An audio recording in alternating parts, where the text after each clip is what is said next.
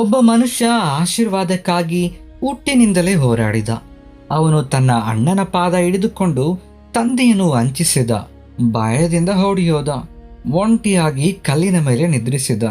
ಪ್ರೀತಿಗಾಗಿ 14 ವರ್ಷಗಳ ಕಾಲ ಕೆಲಸ ಮಾಡಿದ. ಒಂದು ರಾತ್ರಿ ದೇವರೊಂದಿಗೆ ಹೋರಾಡಿದ. ಆ ರಾತ್ರಿ ಅವನ ಹೆಸರು ಬದಲಾಯಿತು, ಅವನ ಭವಿಷ್ಯ ಬದಲಾಯಿತು, ಅವನ ವಂಶವೇ ಇತಿಹಾಸವಾಯಿತು. ಅವನ ಹೆಸರೇ ಯಾಕೋಬ. ಅಬ್ರಹಾಮನ ವಂಶದಲ್ಲಿ ಒಂದು ಹೊಸ ಅಧ್ಯಾಯ ಆರಂಭವಾಯಿತು. ಇಸಾಕನು 40ನೇ ವಯಸ್ಸಿನಲ್ಲಿ ರಬೇಕಳನ್ನು ವಿವಾಹವಾದನು. ಆದರೆ ವರ್ಷಗಳು ಕಳೆದರೂ ಸಂತಾನವಿರಲಿಲ್ಲ.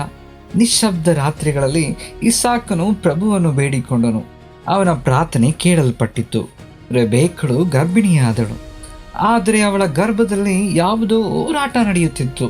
ಆ ಶಾಂತಿ ಮತ್ತು ಆತಂಕದಿಂದ ಅವಳು ದೇವರನ್ನು ಕೇಳಿದಳು, ಹೀಗೇಕೆ ಆಗುತ್ತಿದೆ ಎಂದು. ಆಗ ದೇವರಿಂದ ಉತ್ತರ ಬಂದಿತು, ನಿನ್ನ ಗರ್ಭದಲ್ಲಿ 2 ಜನಾಂಗಗಳಿವೆ, 2 ಪ್ರಜೆಗಳು ಬೇರೆಯಾಗ್ತಾರೆ.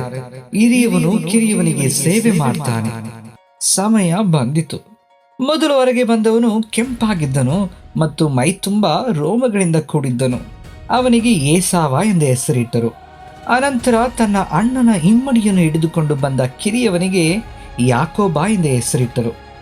ಅಂದು ಕೇವಲ 2 ಶಿಶುಗಳು ಹುಟ್ಟಲಿಲ್ಲ, 2 ಜನಾಂಗಗಳ ಕತೆ ಶುರುವಾಯಿತು. ಒಂದು ಹೋರಾಟ, ಒಂದು ಪ್ರವಚನ, ಒಂದು ದೈವ ಸಂಕಲ್ಪ. ಅನ್ನೊಂದು ಸಾಮಾನ್ಯ ದಿನ, ಆದರೆ ಇತಿಹಾಸವನ್ನು ಬದಲಿಸುವ ದಿನವಾಗಿತ್ತು. ಯಾಕೋಬನು ಅಡುಗೆ ಮಾಡುತ್ತಿದ್ದನು. ಪಾತ್ರೆಯಲ್ಲಿ ಕೆಂಪು ಸಾರು ಕುದಿತಾ ಇತ್ತು. ಬೇಟೆಗೆ ಹೋಗಿದ್ದ ಏಸಾವನು ದಣಿದು ಮನೆಗೆ ಬಂದ. ಹಸಿವು ಬಾಯಾರಿಕೆಯಿಂದ ಶರೀರ ಬಲಹೀನ ಆಗಿತ್ತು. ಅವನು ಯಾಕೋಬನನ್ನು ನೋಡಿ, ಆ ಕೆಂಪು ಅಡುಗೆಯನ್ನು ಸ್ವಲ್ಪ ನನಗೆ ಕೊಡು, ನಾನು ಸುಸ್ತಾಗಿದ್ದೇನೆ ಎಂದನು. ಯಾಕೋಬನು ನಿಶ್ಶಬ್ದವಾಗಿ ನೋಡಿ ಹೇಳಿದನು, ಮೊದಲು ನಿನ್ನ ಜನ್ಮ ಹಕ್ಕು ನನಗೆ ಮಾರು. ಆ ಕ್ಷಣ ನಿರ್ಣಾಯಕವಾಗಿತ್ತು. ಏಸಾವನು ಹೇಳಿದನು, ನಾನು ಸತ್ರೆ ಈ ಜನ್ಮ ಹಕ್ಕು ನನಗೇನು ಉಪಯೋಗ? ಅವನು ಪ್ರಮಾಣ ಮಾಡಿ ಜನ್ಮ ಹಕ್ಕು ಯಾಕೋಬನ ಪಾಲಾಯಿತು. ಒಂದು ಕೆಂಪು ಅಡುಗೆಗಾಗಿ ಒಂದು ಆಧ್ಯಾತ್ಮಿಕ ಪರಂಪರೆಯು ಬದಲಾಗೋಯಿತು. ಅವನು ತಿಂದನು, ಕುಡಿದನು, ಎದ್ದು ಹೋದನು. ಆದರೆ ಅಂದು ಏಸಾವನು ತನ್ನ ಜನ್ಮ ಹಕ್ಕನ್ನು ಅಲ್ಪವಾಗಿ ಕಂಡ. ಇಸಾಕನು ವೃದ್ಧನಾದನು, ಕಣ್ಣುಗಳು ಮೊಬ್ಬಾದವು. ಸಮಯ ಹತ್ತಿರ ಆಯಿತು.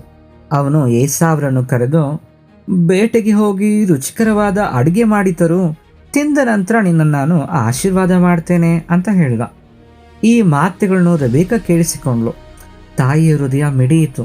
ಅವಳು ಯಾಕೋಬನನ್ನು ಕರೆದು, ನಿನ್ನ ತಂದೆಯ ಆಶೀರ್ವಾದ ನಿನಗೆ ಸಿಗಬೇಕು ಅಂತ ಹೇಳಿದ್ಲು. ಒಂದು ಯೋಜನೆ ಸಿದ್ಧವಾಯಿತು. ಏಸಾವನ ಬಟ್ಟೆಗಳನ್ನು ಧರಿಸಿ ಕೈಗಳ ಮೇಲೆ ಹಾಡಿನ ಚರ್ಮವನ್ನು ಸುತ್ತಿಕೊಂಡು ಯಾಕೋಬನು ನಡುಗುತ್ತಾ ತಂದೆಯ ಮುಂದೆ ನಿಂತನು. ನೀನು ಯಾರು ಮಗನೇ ಎಂದು ಇಸಾಕನ ಕೇಳಿದಾಗ, ನಾನು ಏಸಾವ ಅಂತ ಹೇಳಿದ್ನು. ಇಸಾಕನು ಸ್ಪರ್ಶಿಸಿದಾಗ ಆ ಶಬ್ದ ಯಾಕೋಬನದಾಗಿತ್ತು, ಆದರೆ ಕೈಗಳು ಏಸಾವನಾಗಿದ್ದವು. ಅವನು ತಿಂದನು ಮತ್ತು ಅವನನ್ನು ಆಶೀರ್ವದಿಸಿದನು. ಆಕಾಶದ ಇಬ್ಬನಿ, ಭೂಮಿಯ ಸಮೃದ್ಧಿ ನಿನಗಿರಲಿ, ಜನಾಂಗಗಳು ನಿನಗೆ ಸೇವೆ ಮಾಡಲಿ, ನಿನ್ನ ಸಹೋದರರ ಮೇಲೆ ನೀನು ಅಧಿಪತಿಯಾಗುವಿ. ಆ ಮಾತುಗಳು ಹೊರಬಂದ ಕೂಡಲೇ ಆಶೀರ್ವಾದದ ದಿಕ್ಕೇ ಬದಲಾಯಿತು. ಒಂದು ವಂಚನೆ, ಒಂದು ಆಶೀರ್ವಾದ, ಒಂದು ಕುಟುಂಬವನ್ನು ಶಾಶ್ವತವಾಗಿ ಬದಲಿಸಿದ ಕ್ಷಣವಾಯಿತದು. ಯಾಕೋಬನು ಆಗ ತಾನೇ ಹೊರಗೆ ಹೋಗಿದ್ದನು. ಅಷ್ಟರಲ್ಲಿ ಏಸಾವನು ಬೇಟೆಯಿಂದ ಹಿಂತಿರುಗಿದನು. ರುಚಿಯಾದ ಅಡುಗೆ ಸಿದ್ಧಪಡಿಸಿ ತಂದೆಯ ಮುಂದೆ ಬಂದು, ನನ್ನ ತಂದೆಯೇ, ಎದ್ದು ಇದನ್ನು ಊಟ ಮಾಡಿ ನನ್ನನ್ನು ಹರಸಿರಿ ಅಂತ ಕೇಳ್ದ. ಇಸಾಕನು ನಡಗಿ ಹೋದನು. ಹಾಗಾದರೆ ಆಶೀರ್ವಾದ ಪಡೆದವನು ಯಾರು? ಆ ಕ್ಷಣದಲ್ಲಿ ಸತ್ಯ ಬಾಯಲಾಯಿತು. ಏಸಾವನು ಗಟ್ಟಿಯಾಗಿ ಕಿರ್ಚಿದನು. ಹೃದಯ ಹೊಡೆದು ಹೋದ ಕಿರಿಚಾಟವದು. ನನ್ನ ತಂದೆಯೇ, ನನಗೊಂದು ಆಶೀರ್ವಾದವಿಲ್ಲವೇ ಎಂದು ಕಣ್ಣೀರಿಟ್ಟನು. ಆದರೆ ಪ್ರಧಾನ ಆಶೀರ್ವಾದ ಆಗಲೇ ನೀಡಲ್ಪಟ್ಟಿತ್ತು. ಇಸಾಕನು ಹೇಳಿದನು, ನೀನು ನಿನ್ನ ಸಹೋದರನಿಗೆ ಸೇವೆ ಮಾಡಬೇಕು, ಆದರೆ ಒಂದು ದಿನ ಅವನ ನಗುವನ್ನು ಮುರಿಯುವೆ. ಅಂದು ಏಸಾವನ ಹೃದಯದಲ್ಲಿ ದ್ವೇಷದ ಕಿಚ್ಚು ಹತ್ತಿಕೊಂಡಿತು. ತಂದೆ ಮರಣ ಹೊಂದಿದ ನಂತರ ಯಾಕೋಬನನ್ನು ಕೊಲ್ಲುತ್ತೇನೆ ಅಂದುಕೊಂಡನು. ಕೋಪ, ಅಸೂಯೆ, ಪ್ರತಿಕಾರದ ಮಾತುಗಳನ್ನು ಕೇಳಿದ ರೆಬೇಕ ಯಾಕೋಬನನ್ನು ದೂರದ ದೇಶಕ್ಕೆ ಕಳುಹಿಸಿದಳು. ಆಶೀರ್ವಾದಕ್ಕಾಗಿ ಮಾಡಿದ ವಂಚನೆ ಒಂದು ಕುಟುಂಬವನ್ನು ಹೊಡೆದು ಹಾಕಿತು. ಸಹೋದರನ ನಡುವಿನ ಪ್ರೀತಿ ಶತ್ರುತ್ವವಾಗಿ ಬದಲಾಯಿತು. ಆಶೀರ್ವಾದ ಸಿಕ್ಕಿತು, ಆದರೆ ಮನೆ ಕಳೆದು ಹೋಯಿತು. ಇಸಾಕನು ಯಾಕೋಬನನ್ನು ಕರೆದು ಹರಸಿದನು. ಕಾನಾನ್ ಹೆಣ್ಣುಗಳನ್ನು ಮದುವೆಯಾಗಬೇಡ, ನಿನ್ನ ಮಾವ ಲಾಬಾನ ಮನೆಗೆ ಹೋಗು ಎಂದನು. ತಾಯಿಯ ಮಾತು ತಂದೆಯ ಆಹಾರಕ್ಕೆ, ಆದರೆ ಹಿಂದೆ ಉಳಿದಿದ್ದು ಅಣ್ಣನ ಕೋಪ. ಯಾಕೋಬನು ಒಂಟಿಯಾಗಿ ಹೊರಟನು, ಮನೆಯಿಂದ ದೂರ, ತಿಳಿಯದ ಭವಿಷ್ಯದ ಕಡೆಗೆ. ಸೂರ್ಯ ಮುಳುಗಿದನು. ಒಂದು ಕಲ್ಲನ್ನು ತಲೆದಿಂಬು ಮಾಡಿಕೊಂಡು ಅವನು ನಿದ್ರೆ ಮಾಡಿದ್ನ. ಆ ರಾತ್ರಿ ಆಕಾಶ ತೆರೆದುಕೊಂಡಿತ್ತು. ಭೂಮಿಯಿಂದ ಆಕಾಶದವರೆಗೆ ಏಣಿಯೊಂದು ಕಂಡಿತ್ತು. ಅದರ ಮೇಲೆ ದೇವದೂತರು ಹೇರುತ್ತಾ ಇಳಿಯುತ್ತಿದ್ದರು. ಮೇಲ್ಭಾಗದಲ್ಲಿ ಪ್ರಭುವು ನಿಂತು ಹೇಳಿದನು, ನಾನು ಅಬ್ರಹಾಂ ಮತ್ತು ಇಸಾಕನ ದೇವರು. ಈ ಭೂಮಿಯನ್ನು ನಿನ್ನ ಸಂತಾನಕ್ಕೆ ನೀಡುತ್ತೇನೆ. ನಾನು ನಿನ್ನೊಂದಿಗಿದ್ದೇನೆ. ಯಾಕೋಬನು ಎಚ್ಚರಗೊಂಡು, ಇದು ದೇವರ ಮನೆ, ಇದು ಪರಲೋಕದ ದ್ವಾರ ಎಂದು ಆ ಕಲ್ಲನ್ನು ಸ್ತಂಭವಾಗಿ ನಿಲ್ಲಿಸಿ ಆ ಸ್ಥಳಕ್ಕೆ ಬೆಥೇಲ್ ಎಂದು ಹೆಸರಿಟ್ಟನು. ಓಡಿ ಹೋಗುತ್ತಿದ್ದ ಒಬ್ಬ ಯುವಕ ಅಂದು ಒಂದು ವಾಗ್ದಾನವನ್ನು ಪಡೆದನು. ಒಂಟಿತನದಲ್ಲಿ ದೈವ ಸಾನ್ನಿಧ್ಯವನ್ನು ಕಂಡುಕೊಂಡನು. ದೂರದ ಪ್ರಯಾಣದ ನಂತರ ಯಾಕೋಬನು ಒಂದು ಬಾವಿಯ ಹತ್ತಿರ ನಿಂತನು. ಅಲ್ಲಿ ಅವಳನ್ನು ನೋಡಿದನು, ರಾಹೇಳಲು. ಆ ಕ್ಷಣದಲ್ಲೇ ಪ್ರೀತಿ ಶುರುವಾಯಿತು. ಲಾಬಾನನ ಮನೆಯಲ್ಲಿ ಯಾಕೋಬನು ಕೆಲಸ ಮಾಡಿದನು. 1 ತಿಂಗಳಲ್ಲ, 1 ವರ್ಷವಲ್ಲ, ರಾಹೇಳಲಿಗಾಗಿ 7 ವರ್ಷಗಳು. ಆದರೆ ಮದುವೆಯ ರಾತ್ರಿ ಒಂದು ಮೋಸ ನಡೆಯಿತು. ಬಂದವಳು ರಾಹೇಳಲಲ್ಲ, ಲೇಯಳು. ಪ್ರೀತಿಗಾಗಿ ಮತ್ತೆ 7 ವರ್ಷಗಳ ಕಷ್ಟದ ಕೆಲಸ. ಲೇಯಳು ಮಕ್ಕಳಿಗೆ ಜನ್ಮ ನೀಡಿದಳು. Reuben, Simeon, Levi, Judah. ಅವಳ ಹೃದಯ ತುಂಬಿ ಬಂತು. ರಾಹೇಳಳು ಅಸೂಯೆಯಿಂದ ತತ್ತರಿಸಿದಳು. ಅವಳು ತನ್ನ ದಾಸಿಯನ್ನು ನೀಡಿದಳು. ಲೇಯಳು ಕೂಡ ತನ್ನ ದಾಸಿಯನ್ನು ನೀಡಿದಳು. ಮನೆ ಮಕ್ಕಳ ಕಿರುಚಾಟದಿಂದ ತುಂಬಿತ್ತು. ದಾನ್, ನಫ್ತಾಲಿ, ಗಾದ್, ಆಶೇರ್, ಇಸಾಕಾರ್, ಜೆಬುಲೋನ್. ಆದರೆ ರಾಹೇಳಳ ಹೃದಯ ಇನ್ನೂ ಖಾಲಿಯಾಗಿಯೇ ಇತ್ತು. ಕೊನೆಗೆ ದೇವರು ಅವಳನ್ನು ನೆನಪಿಸಿಕೊಂಡು ಅವಳು ಒಬ್ಬ ಮಗನನ್ನು ಪಡೆದಳು. ಅವನಿಗೆ ಯೋಸೇಫ್ ಎಂದು ಹೆಸರಿಟ್ಟಳು. ಪ್ರೀತಿ, ಅಸೂಯೆ, ಪೈಪೋಟಿಗಳ ನಡುವೆ ದೇವರ ಯೋಜನೆ ಬೆಳೆಯುತ್ತಿತ್ತು. ಒಂದು ಕುಟುಂಬವಲ್ಲ, ಒಂದು ಜನಾಂಗವೇ ರೂಪುಗೊಳ್ತಾ ಇತ್ತು. ಯೋಸೇಫನು ಹುಟ್ಟಿದ ನಂತರ ಯಾಕೋಬನು ಹೇಳಿದನು, ನನ್ನನ್ನು ನನ್ನ ಸ್ವಂತ ದೇಶಕ್ಕೆ ಹೋಗಲು ಬಿಡು. ಆದರೆ ಲಾಬಾನನು ಅಡ್ಡಿಪಡಿಸಿದನು. ನಿನ್ನಿಂದಲೇ ನಾನು ಆಶೀರ್ವದಿಸಲ್ಪಟ್ಟಿದ್ದೇನೆ, ನೀನು ಸಂಬಳ ಏನೆಂದು ಹೇಳು ಎಂದನು. ಒಂದು ಒಪ್ಪಂದವಾಯಿತು. ಮಚ್ಚೆಗಳು ಮತ್ತು ಚುಕ್ಕಿಗಳ ಕುರಿಗಳು ಯಾಕೋಬನಿಗೆ ಸೇರಬೇಕು ಎಂಬುದೇ.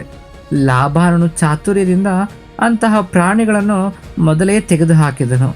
ಆದರೆ ಯಾಕೋಬನು ಹಿಂದೆ ಸರಿಯಲಿಲ್ಲ. ಅವನು ಕಡ್ಡಿಗಳನ್ನು ನೀರಿನ ಹತ್ತಿರ ಇಟ್ಟನು. ಆಗ ಬಲಿಷ್ಠ ಪ್ರಾಣಿಗಳು ಚುಕ್ಕಿಗಳ ಮರಿಗಳನ್ನು ಹಾಕಿದವು. ಬಲಹೀನವಾದವು ಲಾಬಾನನ ಹತ್ತಿರವೇ ಉಳಿದವು. ದಿನಗಳು ಕಳೆದವು. ಹೋರಾಟ ಕೇವಲ ಮಾತುಗಳಲ್ಲಾಗಲಿಲ್ಲ, ಬುದ್ಧಿವಂತಿಕೆಯಲ್ಲಿ ನಡೆಯಿತು. ಲಾಬಾನನು ವಂಚಿಸಿದರೆ ಯಾಕೋಬನು ತಂತ್ರ ಹೂಡಿದನು. ಕೊನೆಗೆ ಸಂಪತ್ತು ಯಾಕೋಬನ ಪಾಲಾಯಿತು. ಕುರಿಗಳು, ಹೊಂಟೆಗಳು, ದಾಸರು, ಸಂಪತ್ತು ಇಬ್ಬರು ವಂಚಕರೇ ಆದರು. ದೇವರ ಯೋಜನೆ ಮಾತ್ರ ಸ್ಪಷ್ಟವಾಗಿ ಮುನ್ನಡೆಯುತ್ತಾ ಇತ್ತು. ಮನುಷ್ಯ ಕುತಂತ್ರ ಹೂಡಿದರೂ ದೇವರ ಆಶೀರ್ವಾದವನ್ನು ತಡೆಯಲು ಸಾಧ್ಯವಿಲ್ಲ. ಲಾಬಾನನ ಮಕ್ಕಳು ಪಿಸುಗುಟ್ಟಿದರು. ಯಾಕೋಬ ನಮ್ಮ ತಂದೆಯ ಸಂಪತ್ತನ್ನು ಕಿತ್ತುಕೊಂಡಿದ್ದಾನೆ. ವಾತಾವರಣ ಬದಲಾಯಿತು. ದೇವರು ಯಾಕೋಬನಿಗೆ ಹೇಳಿದನು, ನಿನ್ನ ಸ್ವದೇಶಕ್ಕೆ ಹಿಂದಿರುಗು, ನಾನು ನಿನ್ನೊಂದಿಗಿರುತ್ತೇನೆ. ರಹಸ್ಯವಾಗಿ ಯಾಕೋಬನು ತನ್ನ ಹೆಂಡತಿಯರ ಮತ್ತು ಮಕ್ಕಳ ಮತ್ತು ಪಶುಗಳೊಂದಿಗೆ ಹೊರಟನು. 3 ದಿನಗಳ ನಂತರ ಲಾಬಾನನಿಗೆ ವಿಷಯ ತಿಳಿದು ಕೋಪದಿಂದ ಬೆನ್ನಟ್ಟಿದನು. 7 ದಿನಗಳ ಪ್ರಯಾಣದ ನಂತರ ಗಿಲ್ಯಾದ್ ಪರ್ವತದಲ್ಲಿ ಅವನನ್ನು ಹಿಡಿದನು. ಆದರೆ ಆ ರಾತ್ರಿ ದೇವರು ಲಾಬಾನನಿಗೆ ಕನಸಿನಲ್ಲಿ ಎಚ್ಚರಿಸಿದನು, ಯಾಕೋಬನೊಂದಿಗೆ ಒಳ್ಳೆಯದಾಗಿ ಮಾತನಾಡು ಎಂದು. ಮರುದಿನ ಬೆಳಗ್ಗೆ ಆರೋಪಗಳು ಕೇಳಿ ಬಂದವು. ಯಾಕೆ ಓಡಿ ಹೋದೆ? ನನ್ನ ದೇವತೆಗಳನ್ನು ಏಕೆ ಕದ್ದೆ ಎಂದು. ಗೂಡಾರಗಳನ್ನೆಲ್ಲ ಹುಡುಕಿದರೂ ಏನು ಸಿಗಲಿಲ್ಲ. ಯಾಕೋಬನ ಎದೆಯಲ್ಲಿ ಅಡಗಿದ್ದ ನೋವು ಹೊರಬಂದಿತ್ತು. 20 ವರ್ಷಗಳ ಶ್ರಮ, ಚಳಿ, ಬಿಸಿಲು, ವಂಚನೆಗಳ ಬಗ್ಗೆ ಆಕ್ರೋಶ ಹೊರಹಾಕಿದನು. ಕೊನೆಗೆ ಅವರಿಬ್ಬರು ಒಂದು ಒಪ್ಪಂದ ಮಾಡಿಕೊಂಡರು. ಕಲ್ಲುಗಳನ್ನು ರಾಶಿಯಾಗಿ ಹಾಕಿ ಸ್ತಂಭ ನಿಲ್ಲಿಸಿದರು. ಈ ಕಲ್ಲಿನ ರಾಶಿಯೇ ಸಾಕ್ಷಿ ಎಂದು ಇಬ್ಬರು ಬೇರೆಯಾದರು. ಆದರೆ ದೇವರ ಮಧ್ಯದಲ್ಲಿ ಕಾವಲಾಗಿ ನಿಂತನು. ಪಲಾಯನ ಮುಗಿಯಿತು. ಈಗ ಅಣ್ಣನ ಎದುರಿಸುವ ಸಮಯ ಬಂದಿತು. ಯಾಕೋಬನು ತನ್ನ ಪ್ರಯಾಣ ಮುಂದುವರಿಸಿದನು. ತಂದೆ ತಾಯಿಯಿಂದ ದೂರವಾಗಿದ್ದನು. ಈಗ ಎದುರಿಗೆ ಏಸಾವನಿದ್ದಾನೆ. ಬಹಳ ಕಾಲದ ನಂತರ ಏಸಾವನು ಕೋಪದಿಂದ ಬರುತ್ತಿದ್ದಾನೆ. ಯಾಕೋಬನು ಭಯದಿಂದ ನಡಗಿದನು. ಅವನು ಪ್ರಾರ್ಥಿಸಿದನು, ಪ್ರಭುವೇ, ನನ್ನ ಪ್ರಾಣವನ್ನು ರಕ್ಷಿಸು, ನನ್ನ ಕುಟುಂಬ ಮತ್ತು ನನ್ನ ಸಂಪತ್ತು ನಿನ್ನ ಕೈಯಲ್ಲಿದೆ. ನಂತರ ತನ್ನ ಕುಟುಂಬವನ್ನು ಬೇರೆ ಬೇರೆ ಗುಂಪುಗಳಾಗಿ ವಿಂಗಡಿಸಿ ಅಪಾಯ ತಗ್ಗಿಸಲು ತಂತ್ರ ಹೂಡಿದನು.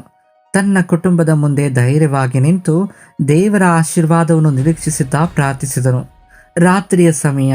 ಯಾಕೋಬನು ಏಸಾವನನ್ನು ಎದುರಿಸಲು ಸಿದ್ಧನಾಗ್ತಿದ್ದನು. ಒಂದು ಭಯ, ಒಂದು ಧೈರ್ಯ, ಒಂದು ನಿರ್ಣಾಯಕ ಕ್ಷಣ. ಭವಿಷ್ಯವು ಯಾಕೋಬನಿಗೆ ದಾರಿ ತೋರಿಸ್ತಾ ಇತ್ತು. ದೇವರು ಅವನ ಜೊತೆಗಿದ್ದಾನೆ ಎಂದು ತಿಳಿದ ಆ ರಾತ್ರಿ ಯಾಕೋಬನು ಎದ್ದನು. ತನ್ನ ಹೆಂಡತಿಯರು, ದಾಸರು ಮತ್ತು ಮಕ್ಕಳನ್ನು ಎಬ್ಬೋ ಕುಳಿಯನ್ನು ದಾಟಿಸಿ ಕಳುಹಿಸಿದನು. ಅವನು ಒಂಟಿಯಾಗಿ ಉಳಿದನು. ಆಗ ಒಬ್ಬ ಮನುಷ್ಯನು ಬಂದು ಮುಂಜಾನೆಯ ಬೆಳಕು ಬರುವವರೆಗೂ ಅವನೊಂದಿಗೆ ಕುಸ್ತಿ ಹಿಡಿದನು. ಕತ್ತಲೆಯಲ್ಲಿ ಹೋರಾಟ ಮುಂದುವರಿಯಿತು. ನಿಶ್ಶಬ್ದ ಉಸಿರಾಟದ ಸದ್ದು, ಧೂಳು. ಆ ಮನುಷ್ಯನು ಯಾಕೋಬನನ್ನು ಗೆಲ್ಲಲು ಸಾಧ್ಯವಾಗದೆ ಅವನ ಸೊಂಟದ ಮೂಳೆಯನ್ನು ಮುಟ್ಟಿದನು. ಯಾಕೋಬನ ಸೊಂಟದ ಮೂಳೆ ಜಾರಿತು. ಉಷಕಾಲ ಬಂದಿತು. ನನ್ನನ್ನು ಬಿಡು ಎಂದನ ಮನುಷ್ಯ. ಆದರೆ ಯಾಕೋಬನು ಹೇಳಿದನು, ನೀನು ನನ್ನನ್ನು ಅರಸದ ಹೊರತು ನಾನು ನಿನ್ನನ್ನು ಬಿಡುವುದಿಲ್ಲ. ನಿನ್ನ ಹೆಸರೇನು ಎಂದು ಕೇಳಿದಾಗ ಯಾಕೋಬ್ ಎಂದನು. ಇನ್ನು ಮುಂದೆ ನಿನ್ನ ಹೆಸರು ಇಸ್ರಾಯೇಲ್, ಏಕೆಂದರೆ ನೀನು ದೇವರೊಂದಿಗೂ ಮನುಷ್ಯರೊಂದಿಗೂ ಹೋರಾಡಿ ಜಯಿಸಿದ್ದೀಯೇ. ಯಾಕೋಬನು ಆ ಸ್ಥಳಕ್ಕೆ ಪೆನುಯೇಲ್ ಎಂದು ಹೆಸರಿಟ್ಟನು. ನಾನು ದೇವರನ್ನು ಮುಖಾಮುಖಿಯಾಗಿ ನೋಡಿದೆ, ಆದರೂ ಪ್ರಾಣದೊಂದಿಗೆ ಬದುಕಿದ್ದೇನೆ ಎಂದನು. ಸೂರ್ಯ ಉದಯಿಸಿದನು. ಯಾಕೋಬನು ಕುಂಟುತ್ತಾ ನಡೆದನು. ಗಾಯವಿತ್ತು, ಆದರೆ ಹೊಸ ಹೆಸರಿತ್ತು. ಒಂದು ರಾತ್ರಿಯ ಹೋರಾಟದ, ಒಂದು ಜನಾಂಗದ ಜನನವಾಯಿತು. ಯಾಕೋಬನು ತಲೆ ಎತ್ತಿ ನೋಡಿದನು. ದೂರದಲ್ಲಿ ಏಸಾವನು 400 ಮಂದಿ ಪುರುಷರೊಂದಿಗೆ ಬರುತ್ತಿದ್ದನು. ಹೃದಯ ವೇಗವಾಗಿ ಬಡಿದುಕೊಂಡಿತ್ತು. ಅವನು ತನ್ನ ಕುಟುಂಬವನ್ನು ಸಾಲಾಗಿ ನಿಲ್ಲಿಸಿದನು. ದಾಸಿಯರು ಮತ್ತು ಅವರ ಮಕ್ಕಳು ಮೊದಲು, ಲೇಯಾ ಮತ್ತು ಅವಳ ಮಕ್ಕಳ ನಂತರ, ಕೊನೆಯಲ್ಲಿ ರಾಹೇಳಲು. ಯಾಕೋಬನು ಒಂಟಿಯಾಗಿ ಮುಂದೆ ನಡೆದನು. ತನ್ನ ಅಣ್ಣನ ಹತ್ತಿರ ಬರುತ್ತಿದ್ದಂತೆ 7 ಬಾರಿ ನೆಲಕ್ಕೆ ಬಾಗಿ ನಮಸ್ಕರಿಸಿದನು. ಆ ಕ್ಷಣ ಏಸಾವನು ಓಡಿ ಬಂದನು, ಕೋಪದಿಂದಲ್ಲ, ಪ್ರೀತಿಯಿಂದ. ಅವನು ಯಾಕೋಬನನ್ನು ಅಪ್ಪಿಕೊಂಡನು. ಅವರಿಬ್ಬರೂ ಹತ್ತರು. ವರ್ಷಗಳು, ಶತ್ರುತ್ವ ಒಂದು ಕ್ಷಣದಲ್ಲಿ ಕರಗಿ ಹೋಯಿತು. ಉಡುಗೊರೆಗಳನ್ನು ನೀಡಿದನು. ಶಾಂತಿ ನೆಲೆಸಿತು. ಅಂದು ಸಹೋದರರು ಕ್ಷಮೆಯೊಂದಿಗೆ ಒಂದಾದರು, ಆದರೆ ತಮ್ಮ ದಾರಿಯಲ್ಲಿ ಮುಂದುವರಿದರು. ಭಯ ಮುಗಿಯಿತು. ದೇವರ ಕೃಪೆ ಗೆದ್ದಿತು. ಯಾಕೋಬನ ಕುಟುಂಬವು ಶೇಕೆಮ್ನಲ್ಲಿ ವಾಸಿಸ್ತಾ ಇತ್ತು. ಒಂದು ದಿನ ಲೇಯಳ ಮಗಳು ದೀನಳು ಆ ದೇಶದ ಹೆಣ್ಣು ಮಕ್ಕಳನ್ನು ನೋಡಲು ಹೊರಗೆ ಹೋದಳು. ಆದರೆ ಅಂದು ದುರಂತ ಸಂಭವಿಸಿತು. ಆ ದೇಶದ ಅಧಿಪತಿಯ ಮಗ ಶೇಕೆಮನು ಅವಳನ್ನು ನೋಡಿ ಬಲವಂತವಾಗಿ ಅಪಹರಿಸಿದನು. ನಂತರ ಅವನ ಮನಸ್ಸು ಅವಳ ಮೇಲೆ ಆಕರ್ಷಿತವಾಯಿತು. ತನ್ನ ತಂದೆ ಹಾಮೋರನನ್ನು ಕಳುಹಿಸಿ ಅವಳನ್ನು ನನ್ನ ಪತ್ನಿಯಾಗಿ ಕೊಡಿ ಎಂದು ಕೇಳಿದನು. ಯಾಕೋಬನು ಈ ವಿಷಯ ಕೇಳಿ ಮೌನವಾಗಿದ್ದನು. ಆದರೆ ಅವನ ಮಕ್ಕಳು ಕೋಪದಿಂದ ಕುದಿದರು. ಅವರು ಒಂದು ತಂತ್ರ ಹೂಡಿದರು. ನಮ್ಮ ಕುಟುಂಬದೊಂದಿಗೆ ಸೇರಬೇಕಾದ್ರೆ ನೀವೆಲ್ಲರೂ ಸುನ್ನತಿ ಮಾಡಿಸಿಕೊಳ್ಬೇಕು ಎಂದರು. 3 ದಿನಗಳ ನಂತರ ಅವರೆಲ್ಲ ನೋವಿನಿಂದ ಬಲಹೀನರಾಗಿದ್ದಾಗ ಶಿಮಿಯೋನ್ ಮತ್ತು ಲೇವಿ ಕತ್ತಿ ಹಿಡಿದು ನಗರಕ್ಕೆ ನುಗ್ಗಿದರು. ಶೇಕೆಮ್ನನ್ನು ಮತ್ತು ಹಾಮೋರನನ್ನು ಕೊಂದರು. ನಗರವೇ ಕಂಗೆಟ್ಟಿತ್ತು. ಯಾಕೋಬನು ವಿಷಾದದಿಂದ ಹೇಳಿದನು, ನೀವು ನನ್ನ ಹೆಸರನ್ನು ಈ ದೇಶದಲ್ಲಿ ಕೆಡಿಸಿದ್ದೀರಿ. ಕೋಪ, ಅಪಮಾನ, ಪ್ರತೀಕಾರದ ಒಂದು ಘಟನೆ ಇಡೀ ಕುಟುಂಬವನ್ನು ಕಳವಳಕ್ಕೀಡು ಮಾಡಿತು. ಪರಿಣಾಮಗಳು ಇನ್ನು ಮುಂದಿದ್ದವು. ಶೆಕೆಮ್ ಘಟನೆಯ ನಂತರ ದೇವರು ಯಾಕೋಬ್ನೊಂದಿಗೆ ಮಾತನಾಡಿದನು. ಎದ್ದು ಬೇತೇಲಿಗೆ ಹೋಗಿ ಅಲ್ಲಿ ನನಗಾಗಿ ಬಲಿಪೀಠವನ್ನು ಕಟ್ಟು. ಯಾಕೋಬನು ತನ್ನ ಕುಟುಂಬವನ್ನು ಕರೆದು ಹೇಳಿದನು, ಅನ್ಯ ದೇವತೆಗಳನ್ನು ತೆಗೆದುಹಾಕಿ ಶುದ್ಧರಾಗಿರಿ. ಅವರು ತಮ್ಮ ವಿಗ್ರಹಗಳನ್ನು ಶೇಕೆಮ್ ಬಳಿಯಿದ್ದ ಮಸ್ತಕಿ ವೃಕ್ಷದ ಕೆಳಗೆ ಹೂತಿಟ್ಟರು. ನಂತರ ಅವರು ಹೊರಟರು. ದೇವರ ಭಯವು ಸುತ್ತಮುತ್ತಲಿನ ಪಟ್ಟಣಗಳ ಮೇಲೆ ಬಿದ್ದಿತ್ತು. ಯಾರು ಅವರನ್ನು ಬೆನ್ನಟ್ಟಲಿಲ್ಲ. ಯಾಕೋಬನು ಬೇತೇಲಿಗೆ ತಲುಪಿ ಬಲಿಪೀಠ ಕಟ್ಟಿದನು. ಆ ಸ್ಥಳವನ್ನು ಬೆತೇಲ್ ಎಂದು ಕರೆದನು, ಏಕೆಂದರೆ ಅಲ್ಲಿಯೇ ದೇವರು ಅವನಿಗೆ ದರ್ಶನ ನೀಡಿದನು. ಮತ್ತೆ ದೇವರು ಪ್ರತ್ಯಕ್ಷನಾಗಿ ಹೇಳಿದನು, ನಿನ್ನ ಹೆಸರು ಯಾಕೋಬನಲ್ಲ, ಇನ್ನು ಮುಂದೆ ನಿನ್ನ ಹೆಸರು ಇಸ್ರಾಯೇಲ್. ಆಶೀರ್ವಾದ ಪುನಃ ದೃಢೀಕರಿಸಲ್ಪಟ್ಟಿತ್ತು. ಸಂತಾನ, ಜನಾಂಗಗಳು, ರಾಜರು. ಯಾಕೋಬನು ಅಲ್ಲಿ ಒಂದು ಸ್ತಂಭವನ್ನು ನಿಲ್ಲಿಸಿ ಅದರ ಮೇಲೆ ಎಣ್ಣೆ ಸುರಿದನು. ಪಲಾಯನದಿಂದ ಆರಂಭವಾದ ಪ್ರಯಾಣ ಈಗ ಆರಾಧನೆಯಾಗಿ ಬದಲಾಯಿತು. ದೇವರ ವಾಗ್ದಾನ ಮತ್ತೆ ಸ್ಥಿರವಾಯಿತು. ಬೇತೇಲಿನಿಂದ ಹೊರಟ ಯಾಕೋಬನ ಕುಟುಂಬ ಎಫ್ರಾತಕ್ಕೆ ಹತ್ತಿರದಲ್ಲಿತ್ತು. ಆ ದಾರಿಯಲ್ಲಿ ರಾಹೇಲಳಿಗೆ ಹೆರಿಗೆ ನೋವು ಕಾಣಿಸಿಕೊಂಡಿತು. ನೋವು ತೀವ್ರವಾಗಿತ್ತು. ಜೀವ ಮತ್ತು ಮರಣದ ನಡುವಿನ ಹೋರಾಟದಲ್ಲಿ ಅವಳು ಎರಡನೇ ಮಗನಿಗೆ ಜನ್ಮ ನೀಡಿದಳು. ಕೊನೆಯ ಉಸಿರಿನಲ್ಲಿ ಅವಳು ಅವನಿಗೆ ಬೆನೋನಿ, ನನ್ನ ದುಃಖದ ಮಗ ಎಂದು ಹೆಸರಿಟ್ಟಳು. ಆದರೆ ಯಾಕೋಬನ ಅವನನ್ನು ಬೆನ್ಯಾಮಿನ್, ನನ್ನ ಬಲಗೈ ಮಗ ಎಂದು ಕರೆದನು. ಆ ದಾರಿಯ ಪಕ್ಕದಲ್ಲೇ ರಾಹೇಳಳನ್ನು ಸಮಾಧಿ ಮಾಡಲಾಯಿತು. ಒಂದು ಸ್ತಂಭವನ್ನು ನಿಲ್ಲಿಸಲಾಯಿತು. ಅವಳ ನೆನಪು ಶಾಶ್ವತವಾಯಿತು. ಇನ್ನು ಇಸಾಕನು ವೃದ್ಧನಾದನು. ಅವನು ಆಯಸ್ಸು ತುಂಬಿತು. ಅವನು ತನ್ನ ಪಿತೃಗಳ ಬಳಿಗೆ ಸೇರಿದನು. ಶಾಂತಿಯಿಂದ ತೃಪ್ತಿಯಿಂದ ಯಾಕೋಬ್ ಮತ್ತು ಏಸಾವ ತಮ್ಮ ತಂದೆಯನ್ನು ಸಮಾಧಿ ಮಾಡಿದರು. ಒಬ್ಬ ತಾಯಿಯ ಕಣ್ಣೀರು, ಒಬ್ಬ ತಂದೆಯ ಅಂತ್ಯ. ಆದರೆ ವಾಗ್ದಾನ ಮಾತ್ರ ಮುಂದುವರಿತಾನೇ ಇತ್ತು. ಜನನ ಮತ್ತು ಮರಣದ ಮಧ್ಯೆ ದೇವರ ಯೋಜನೆ ಮುನ್ನಡೀತಾ ಇತ್ತು. ಯಾಕೋಬನು ಪರಿಪೂರ್ಣನಲ್ಲ. ಅವನು ತಪ್ಪುಗಳನ್ನು ಮಾಡಿದನು, ಭಯಪಟ್ಟನು, ವಂಚಿಸಿದನು. ಆದರೆ ಒಂದು ಕೆಲಸ ಮಾಡಿದನು, ದೇವರನ್ನ ಬಿಡಲೇ ಇಲ್ಲ. ನಿಮ್ಮ ಜೀವನದಲ್ಲೂ ಯಬ್ಬೋಕ್ ರಾತ್ರಿ ಇದೆಯೇ? ಹೋರಾಟವಿದೆಯೇ? ಸಂಬಂಧಗಳು ಮುರಿದು ಹೋಗಿವೆಯೇ?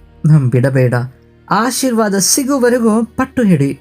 ಏಕೆಂದರೆ ದೇವರು ಯಾಕೋಬನನ್ನು ಇಸ್ರಾಯೇಲನಾಗಿ ಬದಲಿಸಿದಂತೆ ನಿಮ್ಮ ಜೀವನವನ್ನು ಬದಲಿಸಬಲ್ಲನು. ಯಾಕೋಬನ ಈ ಜೀವನ ಕಥೆಯ ಮುಖಾಂತರ ದೇವರು ನಮ್ಮ ಜೀವಿತಗಳನ್ನು ಆಶೀರ್ವದಿಸಲಿ. ಆಮೇನ್.